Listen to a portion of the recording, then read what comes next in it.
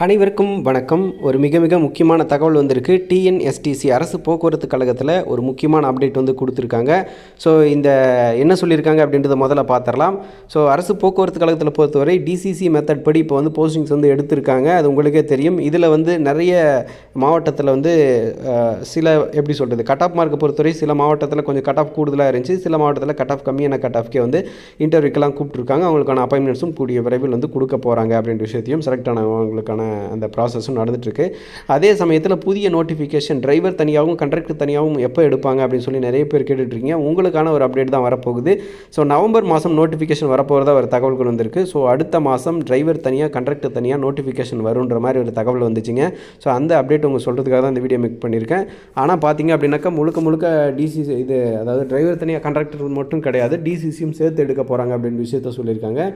இந்த வரக்கூடிய நோட்டிஃபிகேஷன் எப்படி இருக்கும் அப்படின்னாக்கா, டிரைவருக்கு தனியாக வேகன்சி இருக்கும், அதே மாதிரி கண்டக்டருக்கு தனியாக வேகன்சி இருக்கும், அதே மாதிரி வழக்கம் போல் டிசிசிக்கும் வேகன்சி இருக்கும் அப்படின்ற ஒரு விஷயத்த சொல்லியிருக்காங்க. இப்போ இருக்கக்கூடிய அனைத்து விதிமுறைகளும் பொருந்தும்.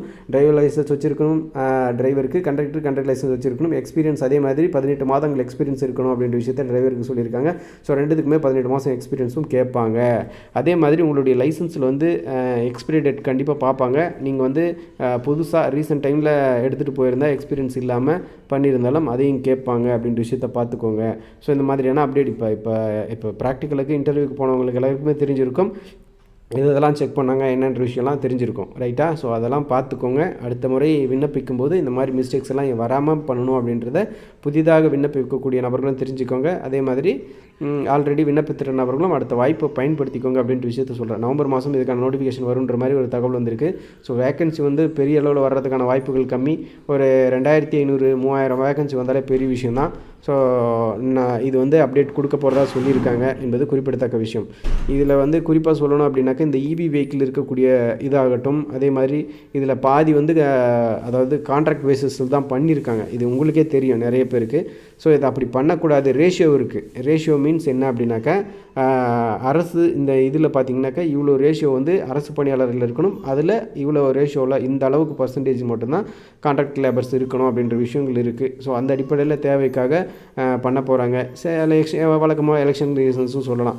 இந்த ரீசன்ஸ்னால அப்பாயின்மெண்ட்ஸ் வந்து இப்போ நியூ அப்பாயின்மெண்ட்ஸ் வரப்போகுது, நியூ நோட்டிஃபிகேஷன் வரப்போகுது அப்படின்ற தகவல் இருக்குது. ஸோ நவம்பர் மாதம் நோட்டிஃபிகேஷன் வெளியாகலாம்னு எதிர்பார்க்கப்படுது.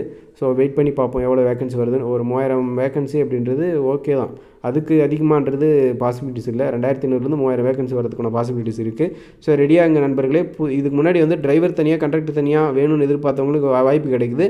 அதே சமயம் இதுலேயும் பார்த்திங்க அப்படின்னா டிரைவருக்கு கண்டக்டருக்கு தனித்தனியாக இருக்கக்கூடிய வேகன்சி கம்மியாக இருக்கும். டிசிசிக்கு இப்போ உதாரணத்துக்கு இதில் ஒரு 500 போஸ்டிங், டிரைவருக்கு 500 இருக்குது, கண்டக்டருக்கு 500 இருக்குது அப்படின்னாக்கா டிசிசியில் மட்டுமே 1500 வர்றதுக்கான வாய்ப்பு இருக்குது. ஸோ இதை காட்டிலும் 2 மடங்கு அதிகமாக தான் இருக்கும் டிசிசியில் இப்போ புதுசாக வர நோட்டிஃபிகேஷனும். ஸோ அதனால் புரிஞ்சுக்கோங்க, தெரிஞ்சுக்கோங்க. இப்போ டிரைவர் வச்சுருக்கீங்க அப்படின்னாக்கா கூட கண்டக்டர் லைசன்ஸ் சேர்த்து எடுத்து வச்சுக்கோங்க. கண்டக்டர் வச்சுருக்கீங்க அப்படின்னாக்கா கூட டிரைவர் லைசன்ஸும் சேர்த்து எடுத்து அதுக்குண்டான வேலைகள் வந்து அடுத்தடுத்து ஸ்டார்ட் பண்ணிவிடுங்க. இனி ஃப்யூச்சர் வந்து இந்த டிசிசி மெத்தட் படி தான் எடுக்க போகிறாங்க அப்படின்றத புரிஞ்சுக்கோங்க அப்படின்ற விஷயத்த. இதுக்காக நீங்கள் கண்டிப்பாக ஒரு சின்ன மாறுதலுக்கு ஏற்படுத்தணும். தனித்தனியாக நோட்டிஃபிகேஷன் வரும், ஆனால் இது எல்லா முறையெல்லாம் கொடுக்க மாட்டாங்க. இதுவே வந்து பார்த்திங்க அப்படின்னா எலெக்ஷனை பேஸ் பண்ணி தான் இந்த இதே கொடுக்க போகிறாங்க. இது இன் ஃபியூச்சர்லாம் டிசிசி மெத்தட் படி தான் அதிகப்படியாக எடுக்க போகிறாங்க. ஸோ இதுவே வந்து ஒரு என்ன சொல்கிறது, ஒரு ஏதோ சொல்லிட்டோமே அப்படின்றதுக்காக பண்ணக்கூடிய விஷயந்தான், ரைட்டா?